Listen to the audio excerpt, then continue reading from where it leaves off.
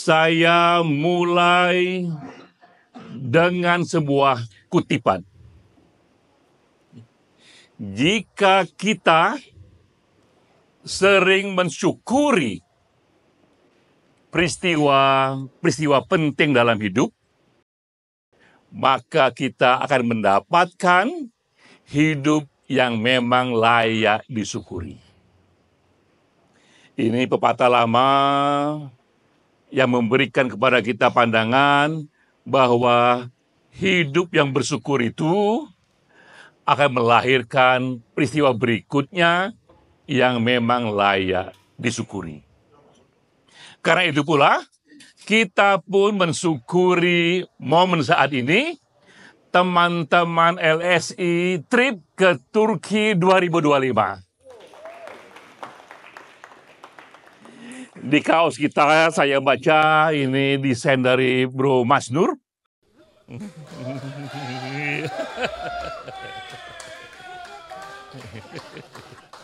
Relax setelah juara.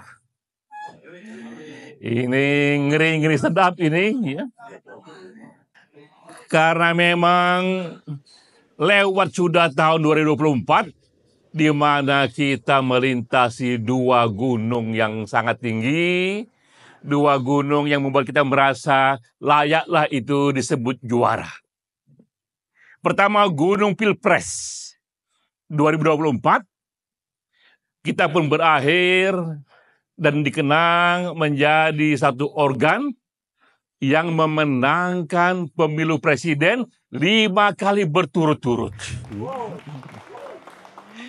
Kalau kita buka di Google, buka di AI, tak pernah terjadi bahkan dalam sejarah dunia, konsultan politik yang pernah memenangkan Pilpres 5 kali berturut-turut.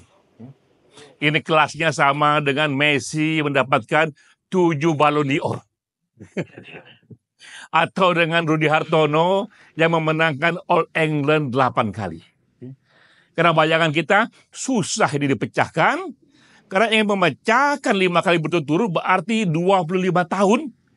Orang itu harus di sana dan 5 kalinya dia harus menang. Nah, karena itu layaklah ini pencapaian yang kelasnya juara. Kedua juga kita melewati Gunung Pilkada yang sudah kita jalani sejak pertama kali pilkada di sana tahun 2025 dan per hari ini jika ditambah kita sudah memenangkan sekitar 36 gubernur dan lebih dari 100 bupati dan wali kota. Jadi ini pun juga satu pencapaian yang kelasnya juara. Karena itu, setelah juara, seperti kaos kita, layaklah kita rileks. Layaklah kita jeda, karena kita akan mendaki gunung yang lain yang lebih tinggi. Nah, kita akan mengantar teman-teman pergi ke Turki. Hampir semua teman-teman pergi dan ada 3 hal yang penting. Mengapapun kita akhirnya membuat ini menjadi satu hal yang layak disyukuri. Hal penting pertama ini adalah filosofi kita. Ini adalah kultur yang sejak awal kita ingin hidup-hidupkan. Dan teman-teman sendiri menjadi saksinya. Bahwa yang pergi ke Turki, sebagaimana dulu-dulu juga terjadi seperti itu, tidak hanya pimpinan, tapi juga office boy-nya. Tapi juga supirnya ini. Jadi kita melihat di sini tidak hanya pimpinan, tidak hanya elitnya, tapi semua yang ada di sini dari atas ke bawah, semua punya tempatnya, semua memiliki kontribusinya, dan semua layak juga merasakan buahnya. Jadi itu sudah kita kerjakan sejak dulu. Ada keringat teman-teman di sini, tak hanya pimpinan, tapi hingga supirnya, hingga juga office boy-nya. Dan kita senang sekali tradisi ini akan terus kita perkuat bahwa segala hal siapapun yang berkontribusi di sini, ia layak mendapatkan buahnya. Kita kasih tepuk tangan yang meriah untuk kultur ini. Kedua juga, kita pergi ke tempat yang istimewa, yaitu Turki, dan di sana ada gedung, ada bangunan yang teman-teman bisa merenung karena filosofinya, karena sejarahnya ya. Ini kalau tulisannya Hagia Sophia, tapi dibacanya Hagia Sophia. Gedung ini nanti teman-teman datang ke sana. Ia sudah berdiri di sana sejak 15 abad. Dan LSI harus merenung tentang durasi gedung ini. Dia berdiri sejak 15 abad yang lalu, sudah melampaui berbagai kekuasaan yang berbeda, dan dia tetap berdiri di sana. Jadi LSI juga akan diarahkan seperti itu. LSI tidak pernah dibuat untuk satu generasi. Dia dibuat untuk seterusnya, seperti Galupul, pendiri sudah wafat, tapi Galupul terus berjalan. Dan pastilah LSI akan melampaui, akan menyaksikan begitu banyak kekuasaan yang berbeda, power yang berbeda. Tapi sebagaimana ini Hagia Sophia, kita harus tetap berdiri di sana. Siapapun yang berkuasa, LSI tetap berdiri di sana. Ini saya cerita sedikit mengenai sejarah gedung ini. Dia dibangun tahun 537, awalnya dikuasai oleh gereja Ortodoks. Berdirilah itu satu bangunan yang dianggap ini bangunan pertama dengan kubah seluas itu. Yang mengkombinasikan waktu itu satu struktur arsitektur dari gereja, tapi juga arsitektur dari kerajaan Romawi. Karena bagaimanapun di situ tidak hanya ada gereja, tapi juga ada penguasa duniawi.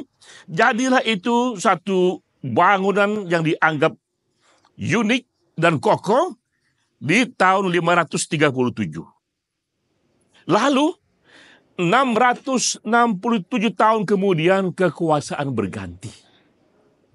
Yang berkuasa di sana kemudian adalah gereja Katolik dengan paus sebagai komandonya. Gedung ini tidak dihancurkan, tidak mati, tapi ia kembali berdiri di sana, tapi fungsinya sudah berbeda. Tak lagi dia menjadi gereja bagi kaum Ortodoks, tapi dia menjadi gereja bagi kaum Katolik. Ini berbeda fungsinya.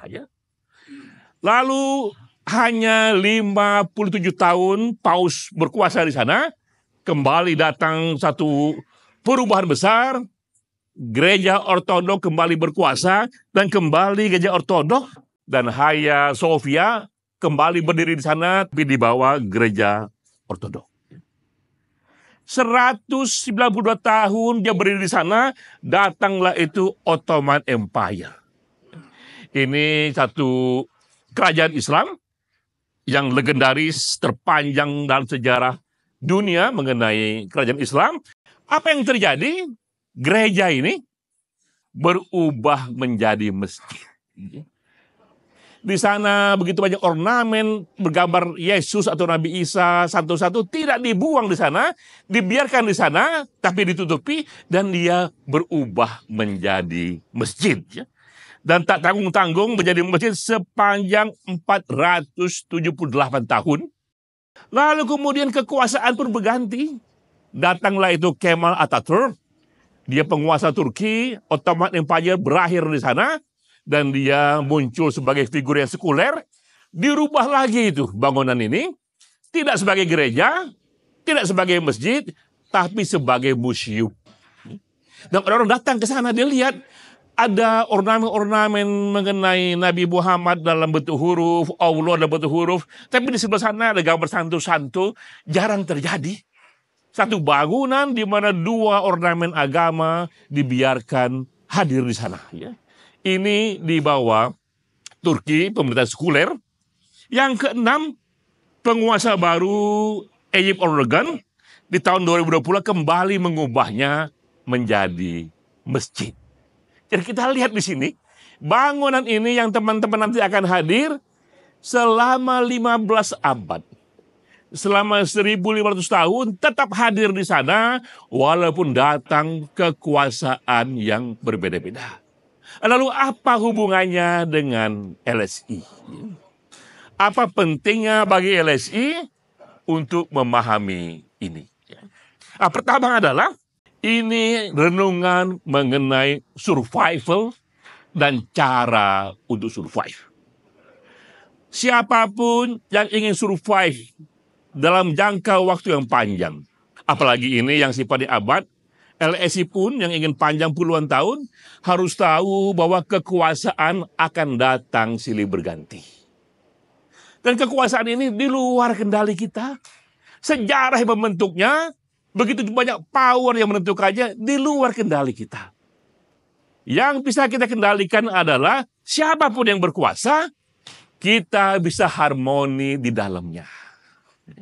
Kita bisa berperan di dalamnya, dan kekuasaan di sini tidak hanya politik, tidak hanya agama, tapi juga teknologi. Tepuk tangan untuk ini ya.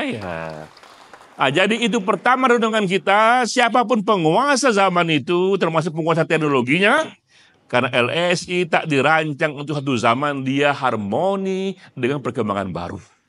Dan itu sudah kita tunjukkan dari konferensi pers kita 2-3 kali belakangan ini, di mana kita tak lagi hanya terpaku pada survei nasional yang bagus itu, dan juga itu jejak kita yang lama, kita perlu mengembangkan aplikasi-aplikasi yang baru dengan digital, dengan artificial intelligence, yang kemampuan menghitungnya ribuan kali dari kemampuan hitung orang biasa, dan pada waktunya kecanggihannya akan melampaui semua metode yang pernah dikenal. Nah, alhamdulillah, seperti Hagia Sophia kita pun berkompromi dengan ini, maka kita pun mendaya gunakan ini. Jadilah itu barang itu.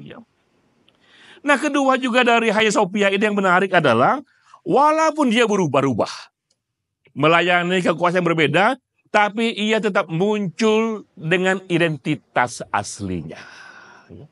Itu kedua yang penting. Walaupun dia hadir, melampaui, mengunjungi, mendekati aneka kekuasaan yang berbeda-beda, ia justru berharga jika ia tampil dengan identitas aslinya. Gedung ini identitasnya adalah gedung spiritual. Dia tidak berubah menjadi yang lain, tinggal spiritualnya menjadi spiritual dari Kristen Ortodoks, spiritual dari Kristen Romawi, berubah lagi dari spiritual dari Islam, dan juga museum yang sifatnya spiritual. Nah, LSI juga demikian. Walaupun nanti LSI berubah karena kekuasaan berubah, teknologi berubah, identitasnya ini adalah lembaga riset. Dia besar karena lembaga riset, dan dia akan terus besar karena lembaga riset. Dan kapanpun ini dunia bertumpu, semua orang tetap memerlukan pengetahuan, dan semua orang memerlukan riset.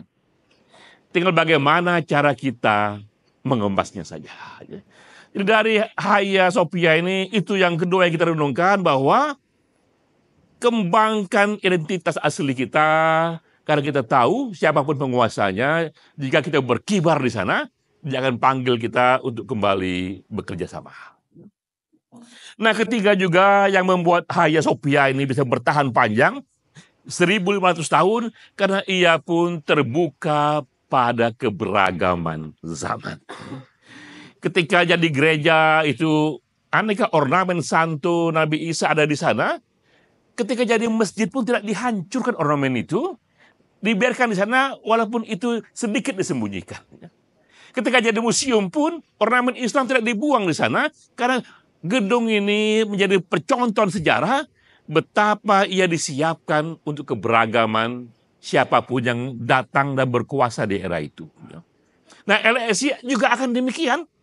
Kita akan tetap di sana jika kita membuka diri kepada aneka keragaman politik yang ada, karena siapa yang berkuasa pun itu berubah-ubah.